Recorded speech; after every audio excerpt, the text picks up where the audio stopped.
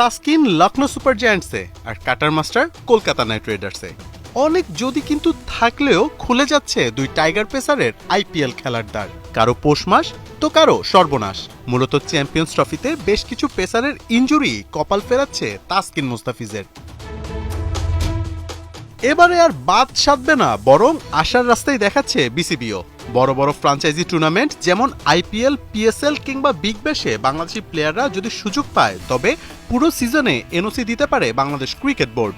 আর এ কারণেই আইপিএল ফ্রাঞ্চাইজিরা ঝুঁকছে তাসকিন মুস্তাফিজদের কাছে। তারা পুরো সিজনের জন্য প্লেয়ারদের সাইন করতে চায়, কারণ বিগ ম্যাচের আগে ইম্প্যাক্টফুল প্লেয়ারদের মিস করতে কিংবা নতুন প্লেয়ারদের সাইন করাতে চায় না দলগুলো, যেমনটা গত সিজনেও দেখা গেছে মুস্তাফিজকে নিয়ে।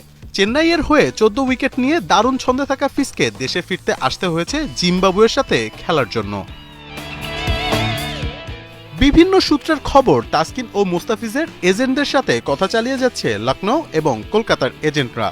সবকিছু ঠিক থাকলে আর 2-1 দিনের মধ্যে জানা যাবে তাদের আইপিএল ভাগ্য কি। তাসকিন মুস্তাফিজরা ডিপিএল এর ম্যাচগুলো খেলছেন না হয়তো এ কারণেই, কারণ তারাও চাইছে আইপিএল এর পুরো সিজনের জন্য এনওসি নিতে।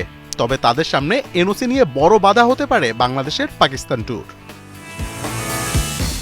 আইপিএল চলাকালীন বাংলাদেশের আছে পাকিস্তান ট্যুর, যেখানে টাইগাররা খেলবেন 3টি ওডিআই এবং 3টি টি20 ম্যাচ।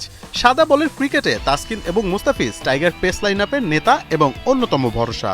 কিন্তু এমন নয় যে বাংলাদেশের পেসার সংকট রয়েছে। এখন দেখার বিষয়, শেষ পর্যন্ত এনওসির কারণে তাসকিন আরও একবার মিস করবেন আইপিএল, নাকি বিসিবির পক্ষ থেকে এবার আঁকা হবে ভিন্ন ছক। মোহাম্মদ আদনান, ৭১।